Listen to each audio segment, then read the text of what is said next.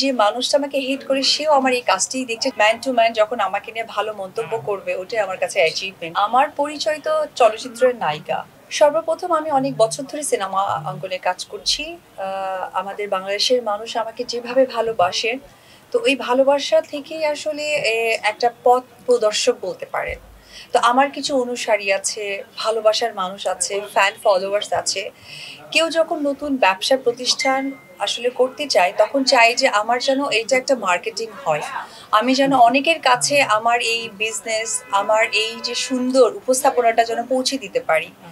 সেই পৌঁছানোর সাথেই কিন্তু আমাদের কি হয় যে একজন যে মানুষকে সকলেই পছন্দ করে বা যে মানুষের কাজ দেখতে সেই অনেক আগে থেকেই দেখে আসছে, তখন কিন্তু সেই মানুষকেই চায়। যার কারণে অনেক সময় আমাকে অনেকেই হয়তো বা হেট করে হোক বা ভালো লাগা থেকে হোক বলে যে অপু বিশ্বাস পার্লার ওপেনিং বা নারীদের সাথে সবসময় থাকে।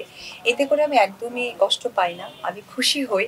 এই কারণ যে মানুষটা আমাকে হেট করে সেও আমার এই কাজটাই দেখছে, যেটাই আমার লক্ষ্য, যে আমার কাজটা মানুষের কাছে পৌঁছে দেওয়া। এটা সত্যিই ভালোবাসা।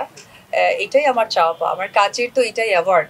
আমি স্টেজে উঠে একটা অ্যাওয়ার্ড থেকে ইম্পর্টেন্ট হচ্ছে যে ম্যান টু ম্যান যখন আমাকে নিয়ে ভালো মন্তব্য করবে, ওটাই আমার কাছে অ্যাচিভমেন্ট, যেটা আমার সারা জীবন থেকে যাবে। অ্যাওয়ার্ড হয়তো বা জং পড়ে যেতে পারে, বাসা চেঞ্জ করার সময় হারিয়ে যেতে পারে, কিন্তু মানুষ যারা ভালোবাসবে, আমাকে ইন্সপায়ার করবে। টানা তৃতীয়বার অর্জন করেছে দেশের সেরা সুপার ব্র্যান্ড স্বীকৃতি বসুন্ধরা টিস্যু। এই অ্যাওয়ার্ডটা আসলে কখনোই হারার নয়। তো সেই জায়গা থেকে এটা ভালোবাসারই একটা প্রতীকী কথা আমি বলবো। আমি সাধুবাদ জানাই এবং আমার চেষ্টাটাই থাকে যে আমাকে মানুষ যেভাবে ভালোবেসে এসেছে, যেমন আমার বাচ্চার পর আমাকে সবাই দেখেছিল। এটা আসলে মানে নায়িকা অপু বিশ্বাস ছিলেন না, ওটা মা অপু বিশ্বাস ছিলেন। সো এটা আমার হাত ছিল না।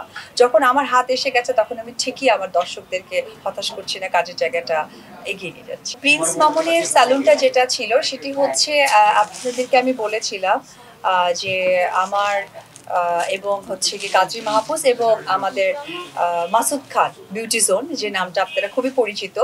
তো মাসুদ ভাইয়ের সাথে আমার একটু কমিউনিকেশন গ্যাপ হয়ে গিয়েছিল, যেহেতু আমি একটা বিজনেস প্রতিষ্ঠান এবং এটা আমি রান করব।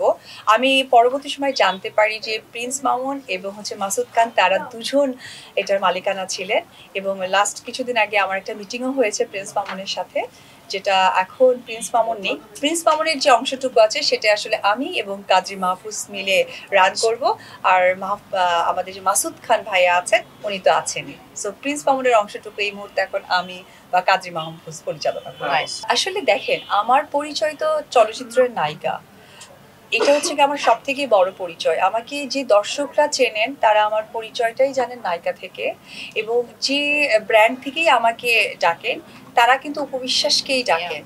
সো অপু বিশ্বাসকে ডাকার মাঝখানে একটা পরিচিতি ব্যাপারটা থাকে, সেটা হয়তো বা যে কেউ হতে পারে। আমি ওনার কথা কি কখনোই নেগেটিভ বলবো না। উনি আমার যথেষ্ট সিনিয়র একজন মানুষ, ওনাকে আমি সম্মান করি এবং সম্মানের জায়গায় সারা জীবন উনি থাকবে। উনি হয়তো আবেগ বা আক্ষেপ থেকে বলেছে, বাট এটা কখনোই সত্য নয়। কারণ অপু বিশ্বাসের পরিচিতি আসলে নতুন করে দেওয়ার কিছু নেই, যেহেতু আমি 20 বছর ধরে চলচ্চিত্র অঙ্গনে কাজ করছি। এবং যে প্রোডাক্টগুলো এখন হচ্ছে, হয়তো বা সেই প্রোডাক্টগুলোর বয়স হতে পারে 5 বছর, 10 বছর। সো আমার অনেক আগের এক্সপিরিয়েন্স, তারা আমাকেই ডেকে নেয়। আর আমি তার কথাকে সাধুবাদ জানাই। আমি তার হয়তোবা ভালো লাগার কষ্টটাকে আমি সাপোর্ট করছি, যে উনি কষ্ট থেকে হয়তো বলতে পারে, বাট এটা সত্য নয়।